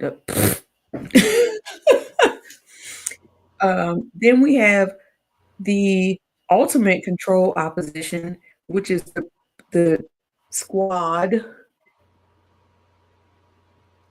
Joe Manchin, thank you, bad cookies. You already know. Joe Manchin, thank you. Yep. And then AOC is the one who's supposed to be like fighting for us with the squad, but somehow they also managed to vote in a way where sometimes one of them or two of them vote present on purpose to make sure they don't have all the votes. I mean, we got the Black Caucus. That's a joke.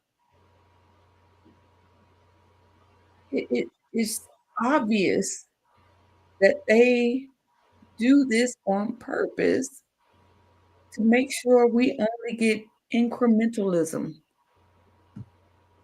Just a trickle of crumbs, just to keep you going. Yeah. Keep you moving forward. And when they're all terrible like that, it makes it the only person who's right is the conspiracy theorist who says you can't trust any of them. They're all against you, right? Yep, she was one too, Kristen Gillibrand, but she's gone now. But now Bernie Sanders is one.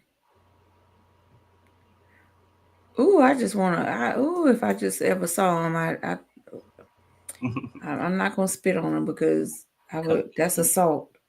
But I would point my finger at him, really hard. Like you know how Democrats, I'd write a strongly worded letter. I'd say some strongly worded stuff to him. That's for sure. Well, I've been feeling like that lately, you know, with my little campaigns I've been trying to do in my little local situation. All I'm doing is strongly worded, whatever, this or that, and then it's not enough. Reform is not enough. No, bad cookies come back.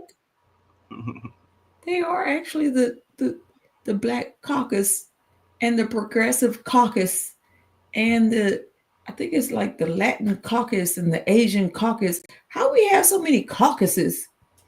And why did we not even know, Michael, this is what blew my mind. We had every branch of government. We had it all. We had everything we needed.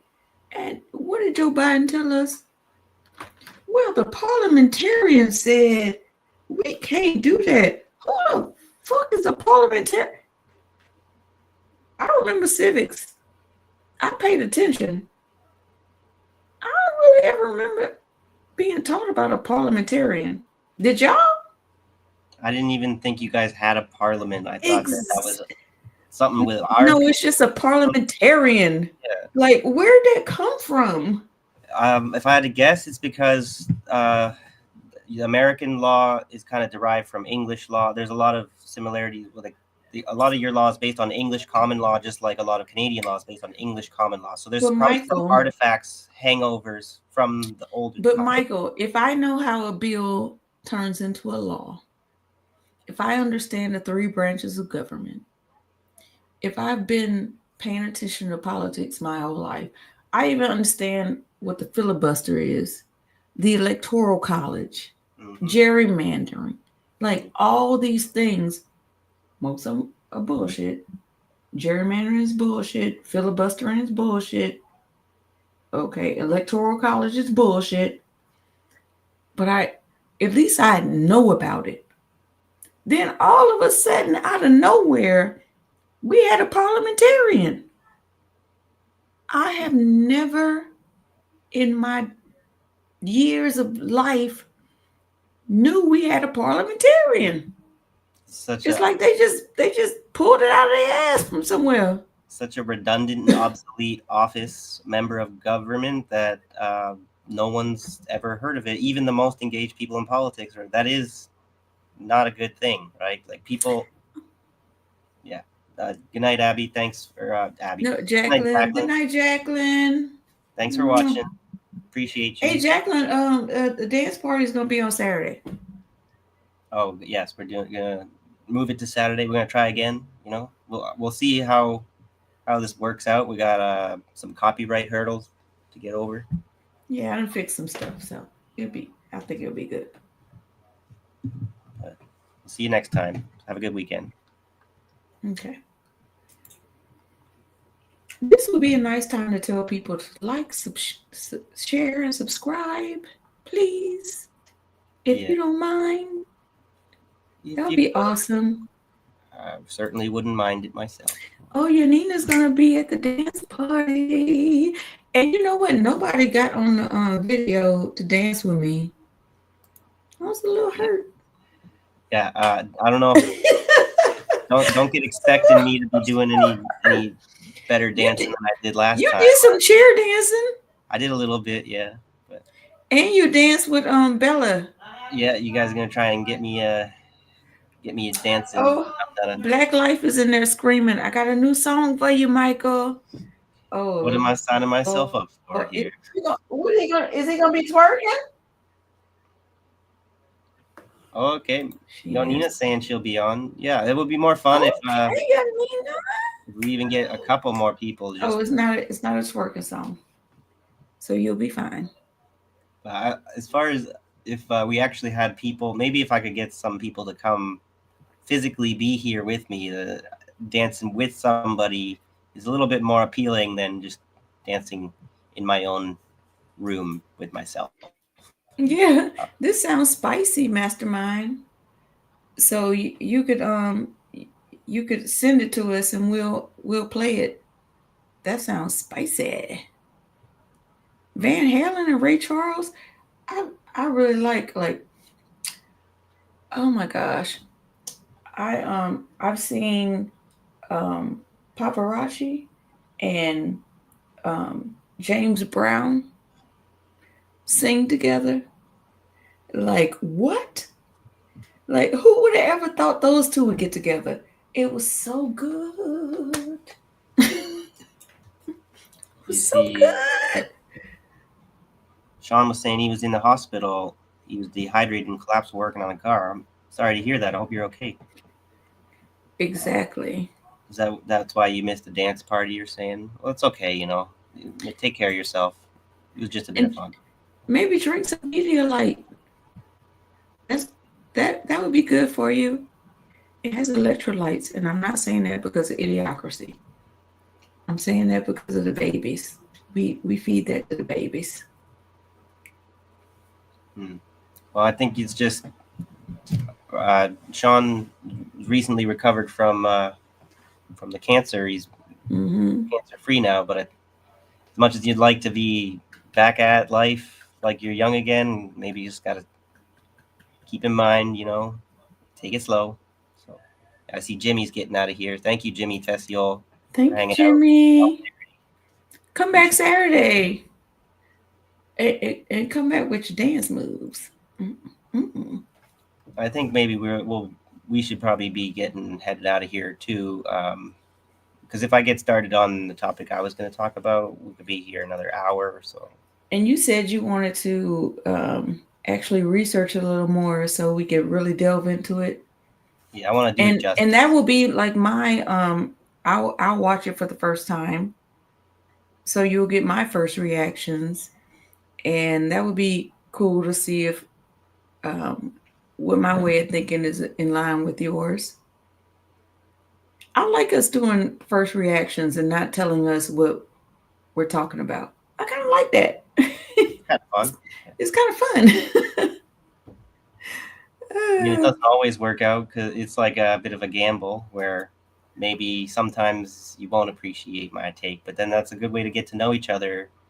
You know, like we got to not be trying to hide stuff from each other. Honesty is a big part of being a good team working together good as a team. Yeah, no, I think that's good because then it's not an echo chamber.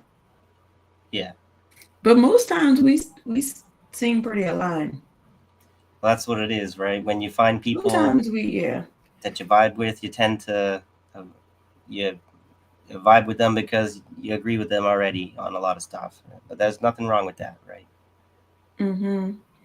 Okay, so we'll shut it down. Did you pull up your I don't know if it's GoFundMe or Yeah, I forgot GoSendMe? yeah. You were Kofi. supposed to been doing that, Mike. I know. Kofi. And this is for him to get some money so he can move because he's being evicted from his apartment. So I mean, I'm also just $3, whatever can help. $5, whatever you have can help. I've just been underwater lately too, because I really I should have had a job months ago. I should have been looking a little harder, I guess. But I was also I'm feeling bad because you guys have been sending me money, and Abby's here too doing this work, and she deserves. Don't feel bad. Don't feel bad. Don't feel bad. Don't feel bad. No, you deserve a little bit for what you've done, every bit as much as I do, because this is, work being done for free. And with when I need it, I'll tell you. When I need it, I'll tell you. Okay. Don't feel bad. You need it more than me right now. It's the simple thing, like the white guy gets the money again. No, like we need to restore the balance. This is not about white guilt. This is about community. Right. So if that's how you need are, it more right, than me right now. That's what you're saying. Then what can I guess I have to say thank you. I appreciate you. Look at look what I was at today. Oh, I can't even show. Oh, you can't even see it. Oh, we had a time with some kids today. There, I found it there. We're doing summer camps with kids, and we're teaching them about emotional intelligence, the difference between bullying and leadership, and self-care. And they do activities in between and stuff. So it's been really fun. So this is my my mutual aid, I guess. But this is actually Black Life. This is her thing. I just come help and support her every now and again when I can. Well, it's amazing that she does it every day.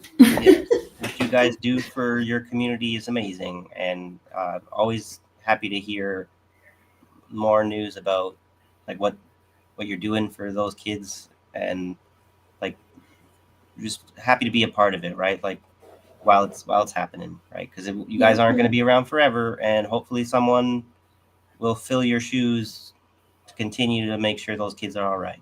So. Yep, absolutely. I'm gonna see if I can find some. I wanted to play something to leave. Something fun. Oh, well, this is not fun, but just Yonina saying it's interesting. She's getting screened for brain cancer on Tuesday. Fuck cancer. So good luck with that. Let's all cross your fingers. Yes, Yonina. Yes, Yonina, fuck cancer. Yeah. And let's all send positive energy her way. Yeah. That would be great. She can't donate to me this time, but you got me. I appreciate it. No worries. Just love to have you guys here watching, right? So if you can't donate, we do not look at you differently, because we know we all struggling. Mm-hmm. And that's that. That's actually me. 99% of the time, I'm the one who would donate it if I could, but I can't, so I'm not. So all these guys that we're watching, Hardlands Media, Indie News Network, RBN, I'll get you guys one day. I just got to get there. So all good time. So I have to stop my screen, and I can't even remember what this man was saying, but I thought it was interesting, so I saved it.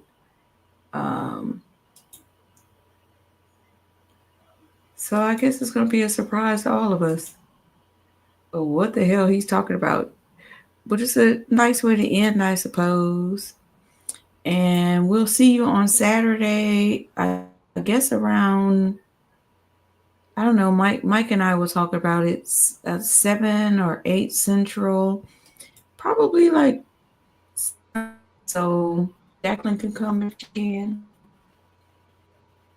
I'd love to see Jacqueline twerking.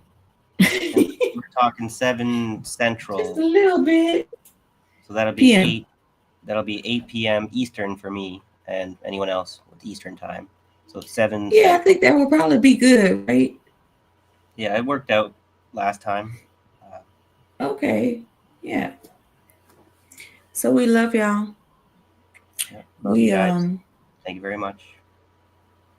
We want to keep bringing you good content, and I'm trying to see. Let me leave the comments alone because then I'll be here all the whole time. All right. So we're just gonna leave on that, and we'll see you on Saturday. If not, Black Life is not. She hasn't been on Tuesday because she's been doing summer camps, and they run long for the kids to get picked up and stuff. So she doesn't make it in time to do Black Life. That's why she hasn't been doing it. But I will be here with Michael for Noteworthy every Thursday. Don't you worry. Oh, and she just screamed from the other room, I'll be back. Yeah. Don't forget to check out Black Life on Tuesday. I think it sounds like she'll be back this Tuesday. So yeah, and maybe not for the at least for the month of June, I know, because she has a full calendar the entire month of June, and she doesn't even get off from camp until after 5, so she can't make it. Well, no worries. You know, most of us will be here when she's ready, when she comes back. We're not going nowhere. So, and we love y'all for that. Yes, bad cookies. We do teach them how to crump. Somebody's got to do. Somebody got to do it. What they talking about? They ain't talking about nothing. They ain't talking about nothing. All right. She said she gonna sew you Saturday, bad cookies. No, she not. She gonna be in that chair. Bye, y'all. All right. See ya. Have a good night.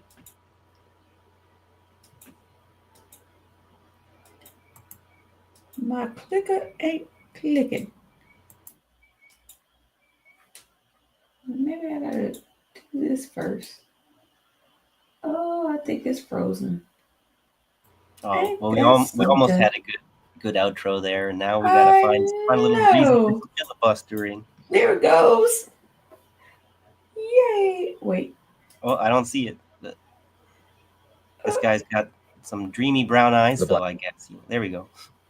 Black Panther Party was set to launch their free breakfast for children program in Chicago. Police broke into before the Black Panther Party was set to launch their free breakfast for children program in Chicago. Police broke into the church where it was going to be held and urinated on all of the food. Let that sink in. Armed officers sent in not to stop a crime, to seize weapons or drugs, but to desecrate meals set aside for hungry kids, because feeding each other for free under an unjust system is one of the most dangerous things that you can do. The Black Panthers understood something truly radical. Hunger was not just a personal misfortune, it was political. Under capitalism, when people struggle to meet their own needs, they're told that it's their fault. Work harder, be more responsible. But mutual aid shatters that illusion. It exposes the truth that suffering is not a personal failure. It's a designed outcome of exploitation. And when people realize that, they stop feeling ashamed. They start feeling angry. They start organizing. And that's why the government saw free breakfast as such a threat. J. Edgar Hoover himself, the head of the FBI at the time, called it the greatest threat to neutralizing the Black Panther Party. Not their guns, not their protests, free breakfast for children. Because when people realize they can take care of each other, they stop waiting for the system to save them. They stop believing in the system at all. And when the state couldn't stop them, it stole the idea, launching a federal free breakfast program in the 1970s, feeding millions of kids to this day. But they stripped it of its radical message. They turned it from an act of empowerment into an act of charity, keeping people as passive recipients instead of active participants in their liberation. That night in Chicago, when police destroyed the food, they were not just attacking the Black Panthers. They were attacking the idea that people could break free from a system that was designed to keep them struggling. Mutual aid is not charity, it is power. It's a blueprint for a world where we take care of each other instead of waiting for the people who benefit from our suffering to fix it. And once you see that, you can't unsee it. Honey, my parents at their best made $40,000. That was 100%. Have a good night, everyone. See you next week or on Saturday. Sorry about that.